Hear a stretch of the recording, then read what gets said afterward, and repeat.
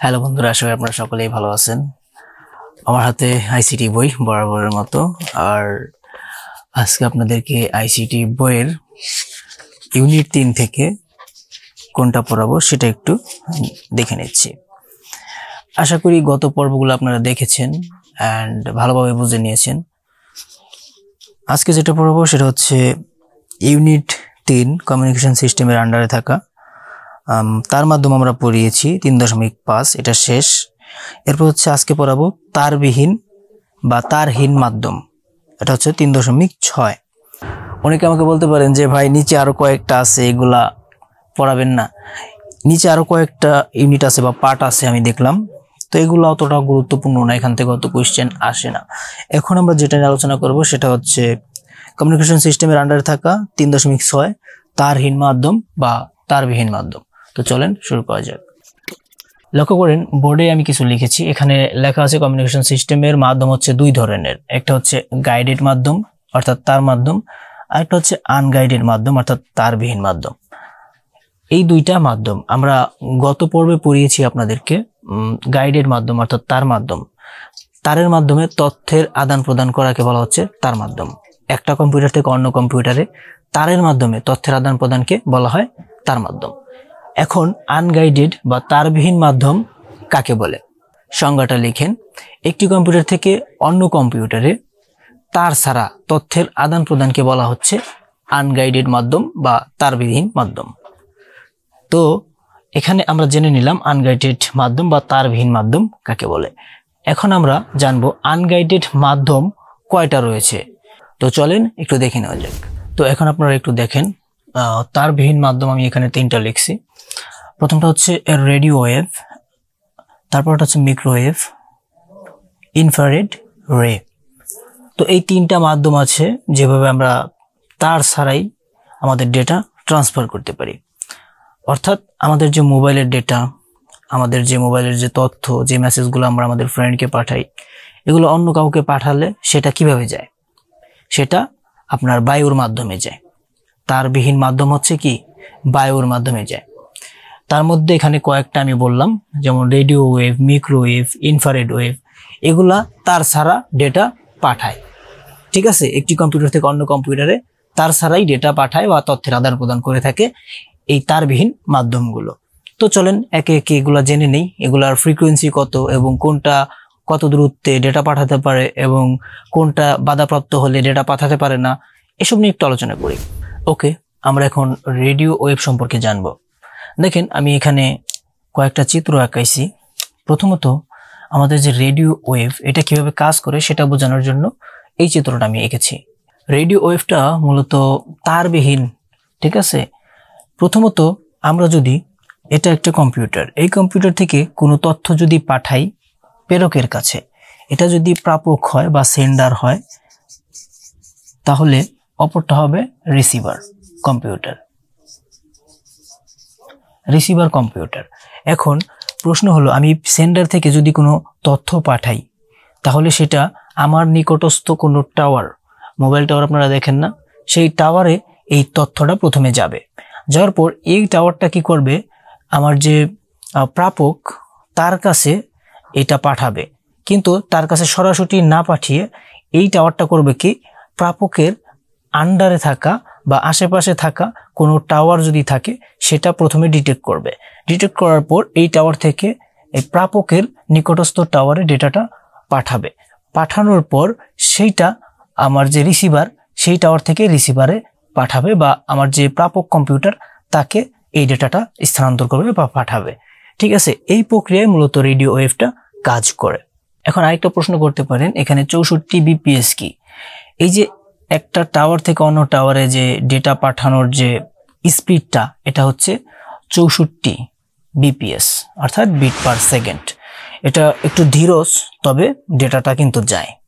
বিশেষ করে এই প্রক্রিয়াটা কিসে ব্যবহৃত হয়? আমরা ফোন কলে কথা বলি তখন এই প্রক্রিয়াটা ব্যবহৃত হয়।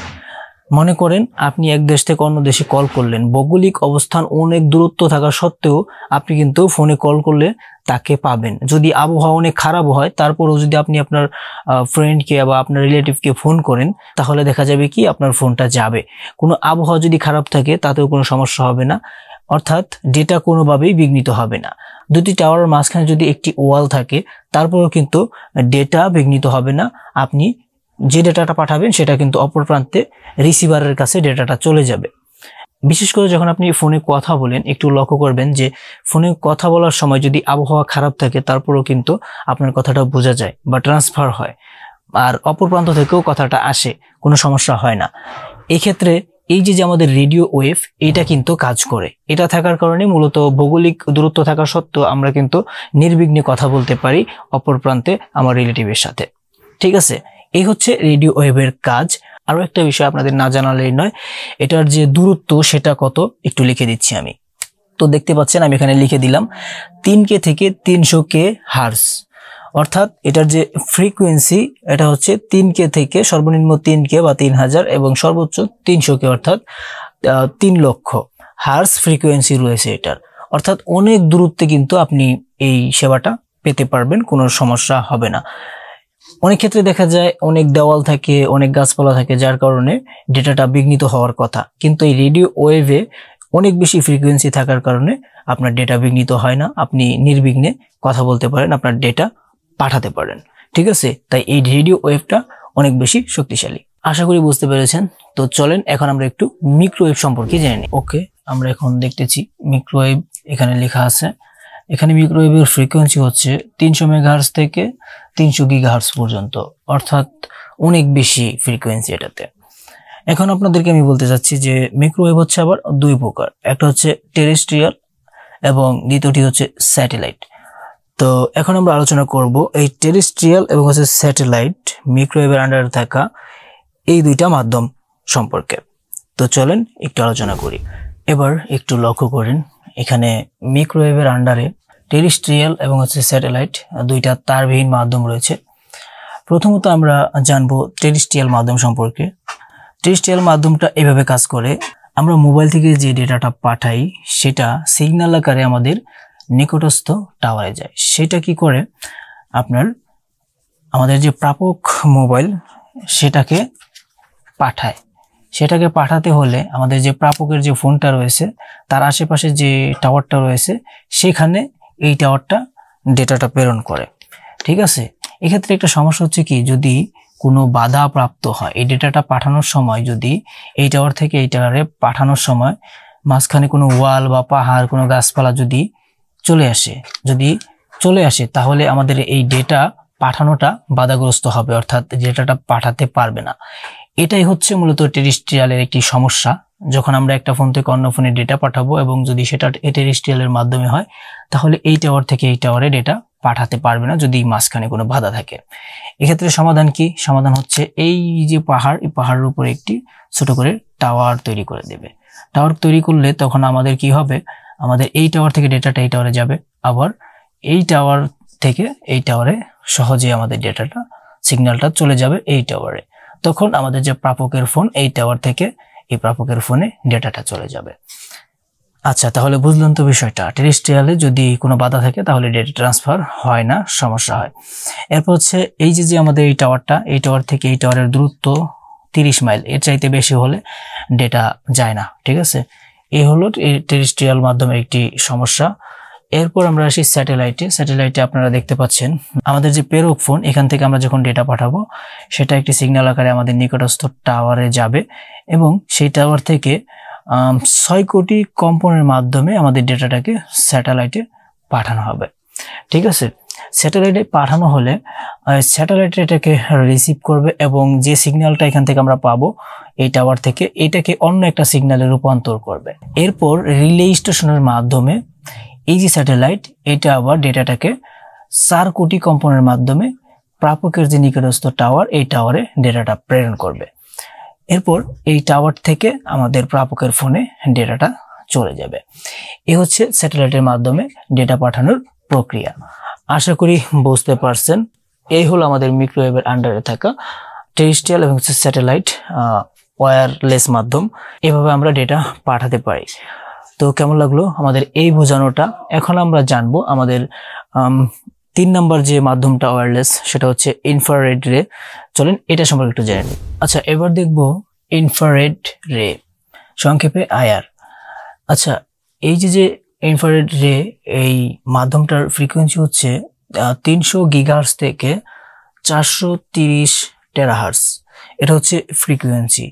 এখানে আপনারা দেখতেই পাচ্ছেন অনেক বেশি ফ্রিকোয়েন্সি দেওয়া রয়েছে, কিন্তু এটা মাত্র 1 থেকে 10 মিটার পর্যন্ত এই ফ্রিকোয়েন্সি কাজ করে। এখানে আপনারা দেখতে পাচ্ছেন এখানে একটা এলইডি লেখা আছে আর এখানে একটা ফটো ডায়োড লেখা আছে। আপনারা অনেকে টিভি চালান, বর্তমান সময়ে টিভি অনেকেই চালায় না, ফোন যেহেতু চলে আসছে। তো টিভিতে আপনারা দেখতে পারবেন রিমোট থাকে, রিমোটের উপরে মাঝখানে একটা এইরকম দেখতে লাইট থাকে, এলইডি লাইট। এটা হচ্ছে আপনার টিভিকে একটা সিগন্যাল পাঠায়, যেটা হচ্ছে অনেক বেশি ফ্রিকোয়েন্সি থাকে, যার কারণে এই যে সিগন্যাল, এই সিগন্যালের মাধ্যমে আমাদের টিভিতে একটা এইরকমই সেম একটা লাইট থাকে, একটা যেটা নাম হচ্ছে আপনার ফটো ডায়োড। ঠিক আছে, যখন আপনি আপনার রিমোটে চাপ দেন, আপনার টিভিতে থাকা এই লাইটটা, ফটো ডায়োড, এইটা এই সংকেতটা বুঝতে পারে, এই সিগন্যালটা বুঝতে পেরে আপনার নির্দেশনা অনুযায়ী কাজ করে। তো এখানে আপনারা দুইটা জিনিস মনে রাখবেন, আপনার যে রিমোটে যে লাইটটা থাকে এটাকে এলইডি বলা হচ্ছে, এবং আপনার যে টিভিতে যে লাইটটা থাকে এটাকে বলা হচ্ছে ফটো ডায়োড। এই ফটো ডায়োডটাকে আবার রিড রিসিভার বলা হয়ে থাকে। ঠিক আছে, আপনি বেশি দূরে গেলে আপনার টিভিতে এই রিমোটটা কাজ করবে না, অন্তত আপনাকে 10 মিটারের মধ্যে থাকতে হবে, তাহলে কিন্তু আপনার এই রিমোটটা ভালোভাবে কাজ করে। ঠিক আছে, যদিও এখানে অনেক বেশি ফ্রিকোয়েন্সি, আসলেই এই রিমোট, এই টিভির যখন আপনি চালান, রিমোটটা চাপ দেন, এই ফ্রিকোয়েন্সিটা অনেক দ্রুত কিন্তু আপনার কাজ করে। তো ওয়্যারলেসলি এই যে আপনি রিমোট দিয়ে টিভির চ্যানেল পাল্টাচ্ছেন, এটাকে কিন্তু আপনি ওয়্যারলেসলি বা তার ছাড়াই করতে পারতেছেন। এজন্য তারবিহীন মাধ্যমে ইনফ্রারেড রেটা চলে আসছে। তো মূলত এটাকেই আপনার ইনফ্রারেড রে বলা হয়ে থাকে। এই যে প্রক্রিয়া আপনি টিভিতে নির্দেশ দিচ্ছেন, সিগন্যাল দিচ্ছেন, এইটাকে ওয়্যারলেসলি আপনি নিয়ন্ত্রণ করার কারণে ইনফ্রারেড রে এটা আপনার বইয়ে অ্যাড হয়ে গেছে ওয়্যারলেসলি আপনার ডেটা ট্রান্সফারের ক্ষেত্রে। তো এই ছিল আমাদের তারবিহীন মাধ্যমে 3টা মাধ্যম, যেখানে আপনি ওয়্যারলেসলি আপনার ডেটা পাঠাতে পারবেন, সংকেত দিতে পারবেন। ঠিক আছে, কোনো রকম তার লাগবে না, তার ছাড়াই আপনারা ডেটা পাঠাতে পারবেন। এইরকম মাধ্যমগুলা আজকে আপনাদেরকে আমি এখানে পড়ালাম। তো এই পর্বে এগুলাই ছিল। তো কেমন লাগলো অবশ্যই জানাবেন, অ্যান্ড নতুন ভিজিটর হলে অবশ্যই সাবস্ক্রাইব করবেন, অ্যান্ড নেক্সট ভিডিও অবশ্যই দেখবেন, কেননা আমাদের এই ইউনিটটা আর 2 থেকে 1টা সম্ভবত পর্ব আসবে। এটা দেখে ফেললে আপনার এই ইউনিট শেষ, আমরা পরবর্তী ইউনিট শুরু করব। তো কেমন লাগলো অবশ্যই জানাবেন, নতুন ভিজিটর হলে অবশ্যই সাবস্ক্রাইব করে রাখবেন অ্যান্ড বেল বাজিয়ে রাখবেন, আদারওয়াইজ পরবর্তী ভিডিও চাললে সেটা আপনার ফোনে নোটিফিকেশন যাবে না। এই জন্য মাস্ট বি বেল বাটনটা টার্ন অন করে রাখবেন। তো দেখা হবে নেক্সট ভিডিওতে, ভালো থাকবেন, সুস্থ থাকবেন, আল্লাহ হাফেজ।